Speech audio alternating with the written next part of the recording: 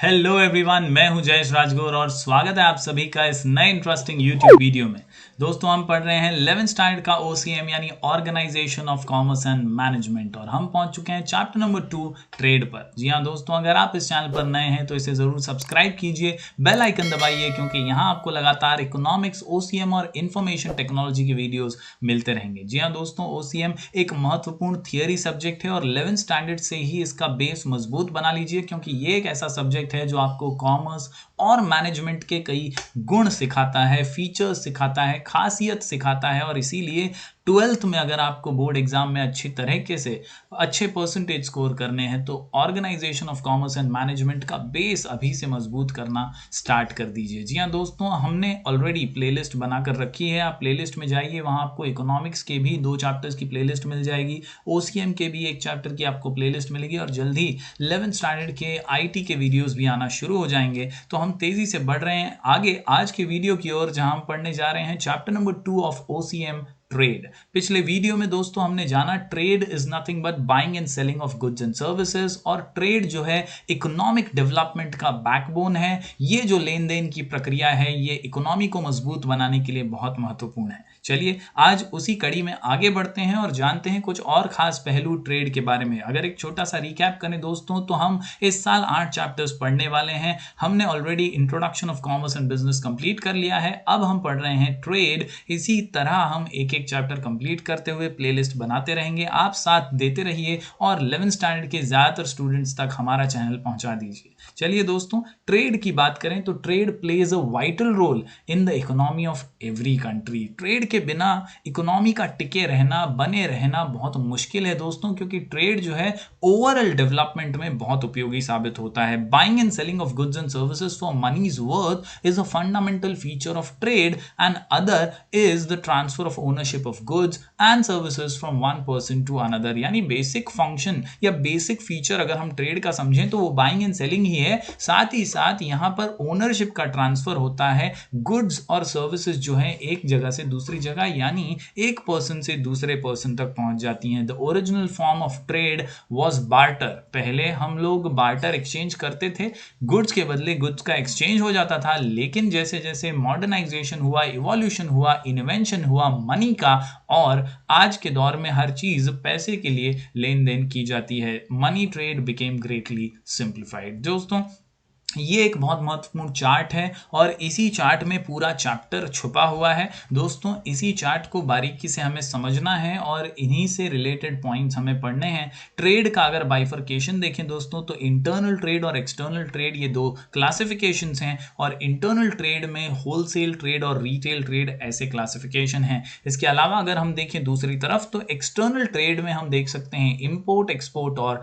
एंट्रीपोर्ट। तो ये कुछ क्लासिफिकेशन दिए गए हैं। ट्रेड के अंदर क्या क्या है वो समझने के लिए इस चार्ट को पूरी तरह हमें समझना है और इस चैप्टर को कंप्लीट करना है। दोस्तों, हमने पिछले वीडियो में इंटरनल ट्रेड में होलसेल ट्रेड के कुछ खास बातें जानी थी, आज उसी कड़ी में हम आगे बढ़ेंगे। दोस्तों, पिछले वीडियो में हमने जाना कि होलसेलर एक लिंक है between the producer and the retailer. जी हां दोस्तों, होलसेलर जो है लार्ज क्वांटिटी में गुड्स को परचेज करता है प्रोड्यूसर्स से, मैन्युफैक्चरर से और फिर छोटी क्वांटिटीज में रिटेलर्स को जरूरत के हिसाब से प्रोवाइड करता है। होलसेलर एक महत्वपूर्ण कड़ी है जो प्रोड्यूसर से गुड्स लेकर हमारे रिटेलर्स तक पहुंचाता है। तो दोस्तों, होलसेलर्स के बारे में हमने पिछले लेक्चर में जाना था। अगर आपने वो वीडियो नहीं देखा तो आई बटन पे क्लिक कीजिए, वहां आपको पहला वीडियो ट्रेड चैप्टर का मिल जाएगा। आज दोस्तों हम आगे बढ़ेंगे और सर्विसेज ऑफ होलसेलर्स जानेंगे टुवर्ड्स द रिटेलर्स। जी हां दोस्तों, पिछले वीडियो में हमने services of wholesalers towards the manufacturers देखा था,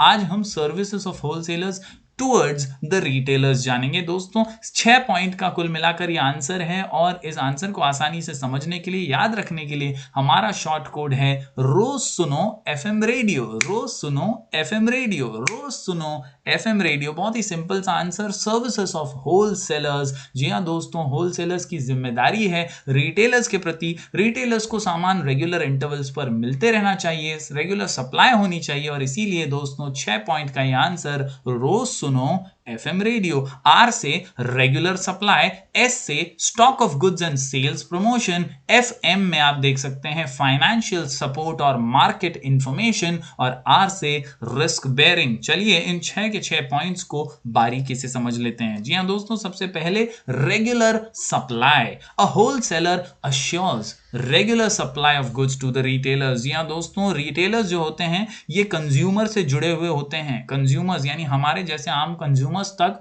गुड्स जो हैं वो रिटेलर्स के जरिए पहुंचते हैं। तो रिटेलर्स को गुड्स सही समय पर सही टाइम पर सप्लाई मिलते रहनी चाहिए और ये मिलेगी होलसेलर्स से। तो होलसेलर्स की ये सर्विस है रिटेलर्स के प्रति कि वो रेगुलर सप्लाई करते रहें। Therefore retailers are free from storing goods. Retailers can supply goods to consumers as and when required by them. यहाँ रिटेलर्स को बड़े गोडाउन्स की जरूरत नहीं होती, वो अपनी दुकान में ही जरूरत के हिसाब से होलसेलर्स से सामान परचेज कर सकते हैं। गोडाउन की जरूरत होलसेलर्स को पड़ती है क्योंकि वो लार्ज क्वांटिटीज में परचेज करते हैं। बढ़ते हैं दोस्तों अगले पॉइंट की ओर, स्टॉक ऑफ गुड्स। जी हां दोस्तों, अ wholesaler keeps large stock of goods.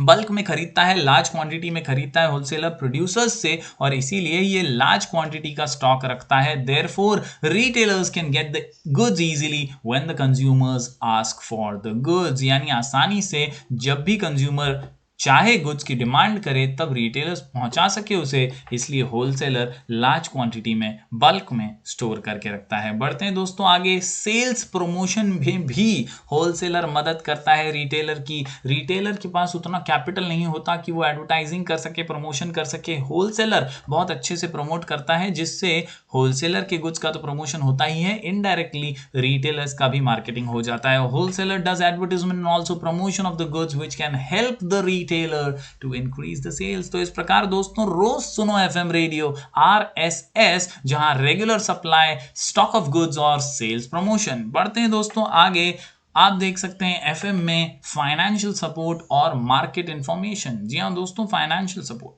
Wholesaler को तो कैपिटल इन्वेस्ट करना पड़ता है, बहुत ज्यादा पैसा लगाकर प्रोड्यूसर्स से कई बार एडवांस देकर भी गुड्स मंगवाने पड़ते हैं।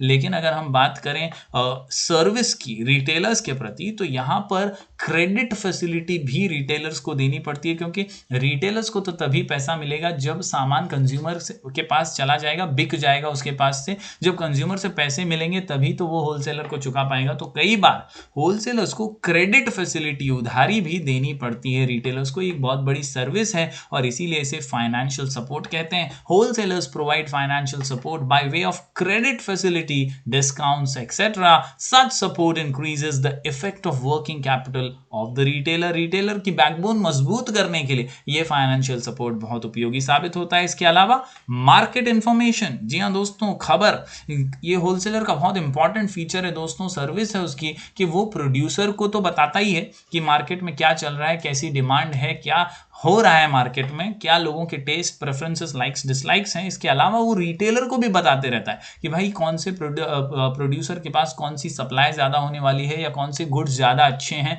ज़्यादा अवेलेबल हैं, कौन से गुड्स की कीमत क्या है। हर चीज़ का डिटेल इन्फॉर्मेशन जो है होलसेलर रिटेलर्स को भी प्रोवाइड करता है। और जी हाँ दोस्तों, wholesalers provide variety of information about market condition of different products. This information is regarding new products, variants of products, new schemes on existing products etcetera. यानी कोई भी प्रकार की मार्केट से जुड़ी हुई, प्रोडक्ट से जुड़ी हुई इंफॉर्मेशन जो है रिटेलर्स तक पहुंचाता है। Sometimes wholesalers guide retailers about when to buy, how to buy etcetera. यानी कब खरीदना चाहिए, कब दाम गिरने वाला है, कब ज्यादा खरीदना चाहिए, ये सारी जानकारी जो है होलसेलर रिटेलर्स को प्रोवाइड करता है। तो उम्मीद करता हूं दोस्तों आप समझ पा रहे होंगे। क्वेश्चन का नाम है services of wholesalers towards the retailer. FM सुनो रोज। जी हाँ दोस्तों, रोज सुनो एफएम रेडियो, आसान सा कीवर्ड है, आप समझ पा रहे होंगे।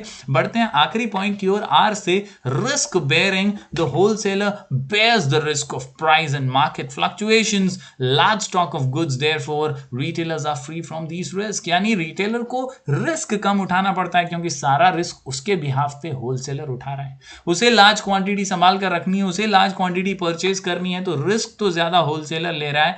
रिटेलर को रिस्क लेने की आवश्यकता नहीं है, होलसेलर उसके बिहाफ पर ये काम कर रहा है। तो उम्मीद करता हूं दोस्तों services of wholesalers towards retailer आपको समझ आ रहे होंगे। शॉर्ट कोड बहुत सिंपल है, रोज सुनो एफएम रेडियो, आर से रेगुलर सप्लाई, एस से स्टॉक ऑफ गुड्स और सेल्स प्रमोशन, इसके अलावा FM financial support and market information और आर से रिस्क बेयरिंग। जब बात हो रही है रिटेलर की दोस्तों, तो रिटेल ट्रेड को समझना भी जरूरी है। चलिए कुछ खास बातें रिटेल ट्रेड के बारे में जान लेते हैं। जी हाँ दोस्तों, अगर बात करें रिटेल ट्रेड की तो ये इंटरनल ट्रेड का एक बहुत इंपॉर्टेंट हिस्सा है।